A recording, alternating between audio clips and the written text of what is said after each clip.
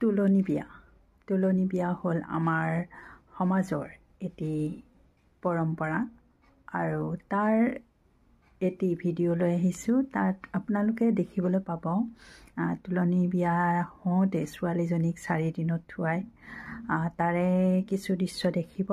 তাত কি নীতি নিয়ম পালন কৰা হৈছে সকলোবোৰ জনাম আপোনালোকক। আৰু 3 দিনৰ দিনা জাপাত হয় আৰু 4 দিনৰ দিনা থোৱাৰ আগমুহূৰ্তত জাপাটো আনি তাৰপিছত থোৱাই। তাত গোটেইখিনি আপোনালোকে ভিডিঅ'টোত দেখিবলৈ পাব। মই তাৰে ভিডিঅ' লৈ আহিছোঁ, শেষলৈকে চাই থাকিব, চাই মন্তব্য কৰিব আৰু আপোনালোকেও গম পাব আমাৰ অসমীয়া সমাজত পৰম্পৰা বা লোকবিশ্বাস কি হৈ আছে, কি আছে, কি সকলোবোৰ দেখিব। বা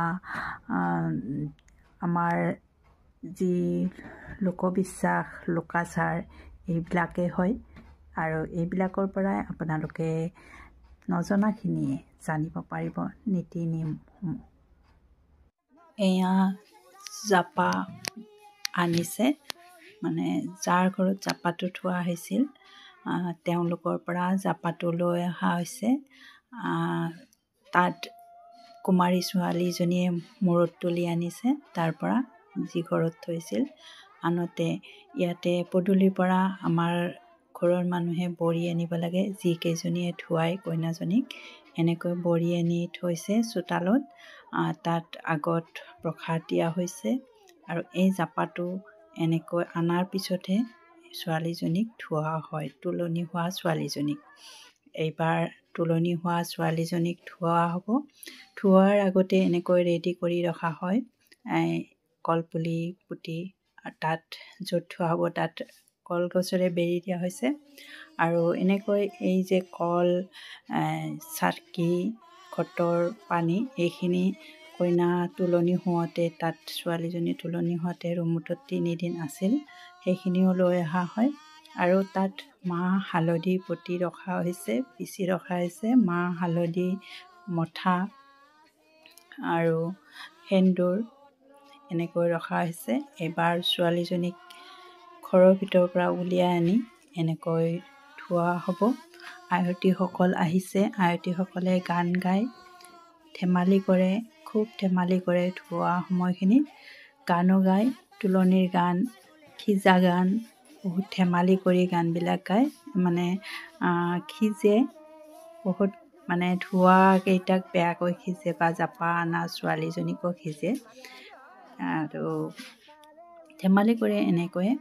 আৰু এনেকৈ থোৱা সময়ত হালধি, মাহ, মঠা ছোৱালীজনীৰ গাত ঘঁহি দিয়ে আৰু এওঁলোকে গান গাই আছে, সকলোৱে আয়তীয়ে এনেকৈ গান গাই থকা হয় আৰু খুব ধেমালি কৰে। কাৰোবাৰ গালত আটা, কল, দৈ মিহলাই গালত ঘঁহি দিয়ে। কইনাজনীৰ মাক, মাহীয়েক, জেঠীয়েক, পেহীয়েক এইসকলো ঘৰুৱা মানুহখিনিৰ লগত ধেমালি কৰে। আৰু কোনোবাৰ গলত দূৰৰ পৰা দলিয়াই দিয়ে, যিকেইজনীয়ে ধুৱাই থাকে তেওঁলোকক দূৰৰ পৰা দলিয়াই দিয়ে গলত। এই কলপটুৱা এটা দুইফালে লেঠু লগাই দিয়ে, গলত পিন্ধাই দিয়ে, ঢোল মাদলি বুলি কয়। সেইটো মানে ধেমালি কৰে আৰু খুব ভাল লগা দৃশ্য।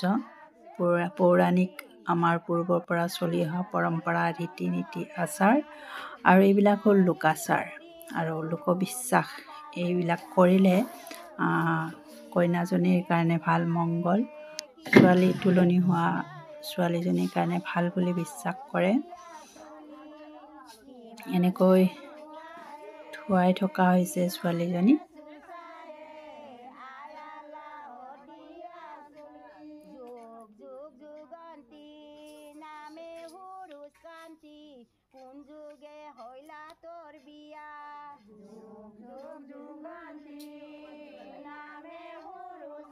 এনেকৈ থোৱাই থকাৰ পিছত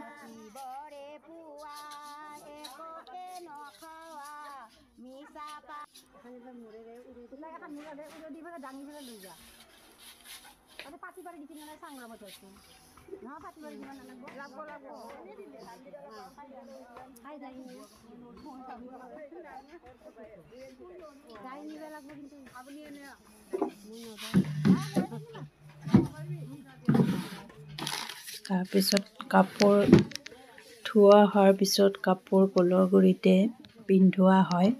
মেখেলা চাদৰ ঘৰুৱা মেখেলা চাদৰ পিন্ধাই দিয়া হয়। কিছুমানে আৰু মানে যি ঘৰে জাপা ৰাখে তেওঁলোকৰ কাপোৰো পিন্ধোৱা হয়। ধুৱাই উঠাৰ পিছত এনেকৈ পিন্ধোৱা হয়।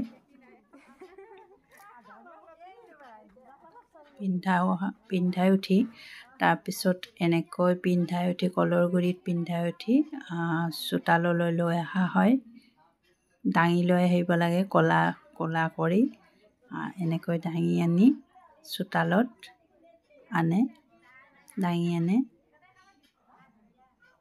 চোতাললৈ এনেকৈ দাঙি অনা হয়।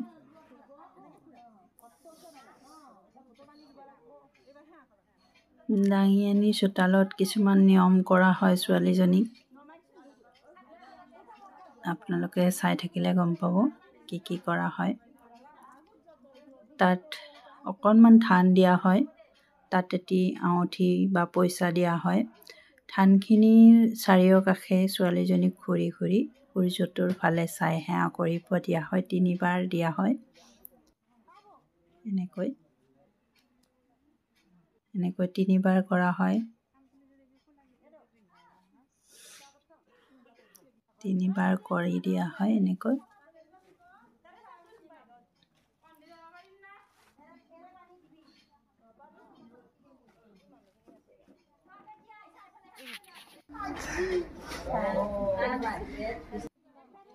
তাৰপিছত কইনাজনীক চোতালতে আয়তীৰ সকলৰ আগত বহাই লোৱা হয়। তাত কোনোবাই সোণা দিলে পিন্ধাই দিয়া হয়। সোণ গহনা কাপোৰো নতুনকৈ আৰু পিন্ধোৱা হয়।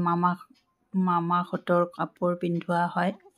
মামাহঁতে দিয়া মেখেলা চাদৰ সোণৰ অলংকাৰ মুখত ঘঁহা চুলি চোচা সকলোবোৰ। তাৰপিছত সেই হোৱাৰ পিছত ঘৰৰ ভিতৰলৈ লৈ যাওঁতে ছোৱালীজনীক এনেকৈ খটৰ পানী মূৰত দিয়া হয়। আৰু এই চাকিখোৰ মানে ভাঙিব দিয়া হয়। খোজ দি পেলাই তাত ভাঙি দিয়া হয়। কিবা এটা চোৱা হয় আৰু মানে শুভ নে অশুভ লক্ষণবিলাক এনেকৈ চোৱা হয়। চাই পেলাই এবাৰ ঘৰৰ ভিতৰলৈ লৈ যোৱা হয় ছোৱালীজনীক। যিহেতুকে আগদিনা জাপা থোৱাৰ পৰা ছোৱালীজনীয়ে একো খাব নোৱাৰে আৰু ধোৱালৈকে। এতিয়া ধুৱাই উঠাৰ পিছতহে তাই মাক দেউতাকক সেৱা কৰি খাব পাৰিব। কিবা মানে যি ঘৰ মানুহে জাপা ৰাখে তাৰ পৰা আখোৱালে